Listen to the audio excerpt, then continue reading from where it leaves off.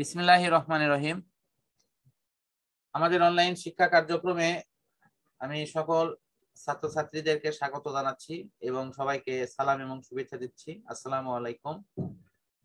আমাদের রসায়ন বিজ্ঞান অংশে রাসায়নিক বন্ধন নিয়ে আমরা আলোচনা করছিলাম। পূর্বের ক্লাসে আমরা নিষ্ক্রিয় গ্যাসের ইলেকট্রন বিন্যাস কেন্দ্রিক অংশগুলো নিয়ে আলোচনা করেছি। এরপরে রাসায়নিক বিক্রিয়ায় কেন মৌলগুলো অংশগ্রহণ করে অর্থাৎ রাসায়নিক বন্ধন গঠনের কারণগুলো নিয়ে আলোচনা করছি।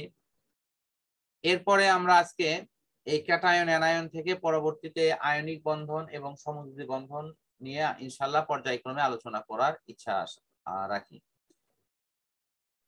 তো ফার্স্ট আমরা দেখব ক্যাটায়ন কি অ্যানায়ন কি।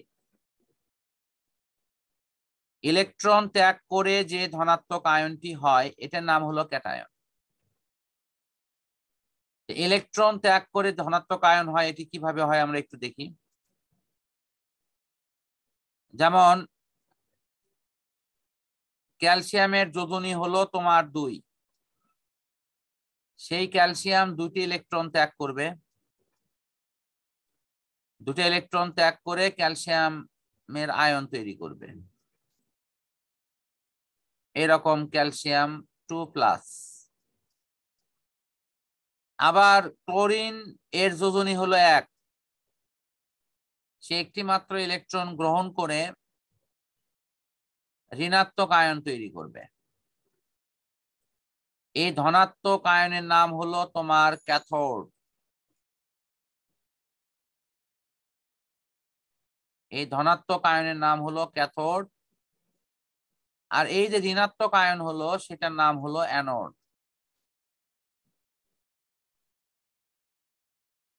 এখন আমাকে সবাই বলো তো, এটাকে তোমরা বুঝতে পেরেছো? হ্যাঁ স্যার। তার মানে আমাদের এই ধনাত্মক আয়নের আরেকটি বাড়তি শব্দ হলো ক্যাথোড, ঋণাত্মক আয়নের আরেকটি বাড়তি শব্দ হলো অ্যানোড। এখন প্রশ্ন হলো এই ক্যাথোড আর অ্যানোড যে আমি নামটা লিখলাম, আসলে এরা হলো তড়িৎদ্বার।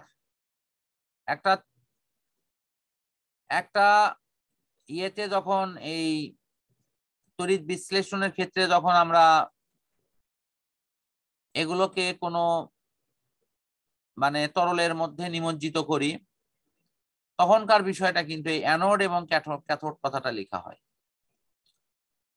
এই অ্যানোড এবং ক্যাথোডটা কি এটা আমি একটু দেখাই দিচ্ছি। এটা একটা তড়িৎদ্বার, এই পাশে আর একটা তড়িৎদ্বার রাখালাম। এই তড়িৎদ্বার দুটা, এটা হয়তো প্লাস, এটা মাইনাস। এই প্লাসের দিকে যে আয়নটি আসে তার নাম হলো অ্যানায়ন।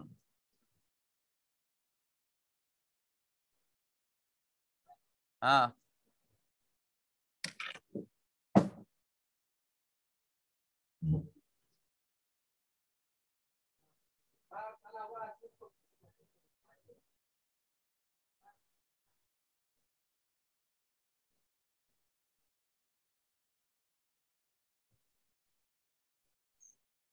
তাহলে দেখো এই প্লাসের দিকে আসে হলো অ্যানায়ন গুলো।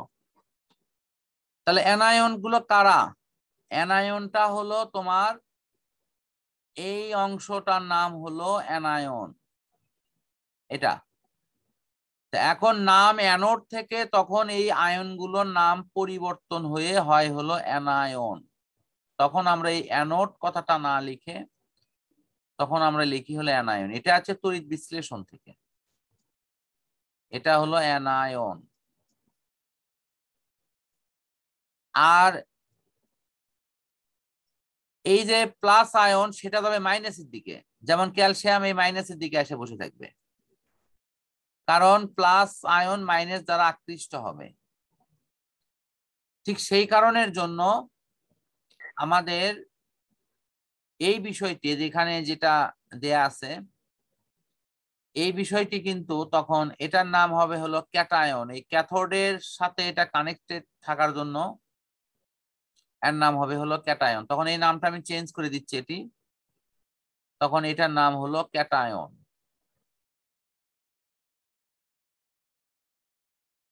এখন এই পড়াটা কোথায় আছে? এটা আছে তোমাদের হলো অষ্টম অধ্যায়ে। এটা তোমাদের অষ্টম অধ্যায়ে এই পড়াটা দেয়া আছে।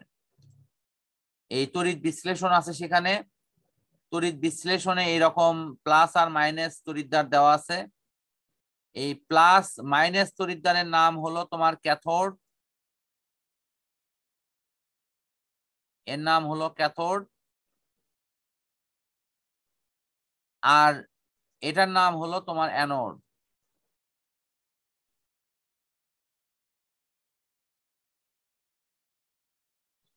তাহলে আমাদের এই আয়নের নামটা কিন্তু আমাদের এখানে ক্লিয়ার হলো। এই যে মাইনাস আয়ন, এটার নাম হলো অ্যানায়ন, প্লাস আয়ন এর নাম হলো ক্যাটায়ন।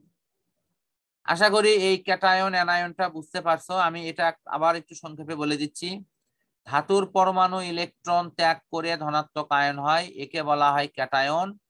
ক্যাটায়ন তড়িৎ বিশ্লেষণের সময় ক্যাথোডের দিকে গমন করে। তারপরে অধাতুর পরমাণু ইলেকট্রন গ্রহণ করে হয় অ্যানায়ন। এটা অধাতব আয়ন অর্থাৎ অ্যানায়ন। এটি তড়িৎ বিশ্লেষণের সময় অ্যানোডের দিকে গমন করে। এই যে অ্যানোড, দেখো অ্যানোডের দিকে এটি গমন করছে। বিষয়টি সবার কাছে কি ক্লিয়ার হয়েছে এখন? হ্যাঁ স্যার। কারো কাছে কোনো জটিলতা লাগলো কথার মধ্যে? না স্যার। শিমু, কুলসুম তোমরা কথা বলো, মরিয়ম কথা বলো। কোনো জটিলতা হয়েছে কি ক্যাটায়ন অ্যানায়ন বুঝতে? না স্যার। আচ্ছা ফাইন, না স্যার।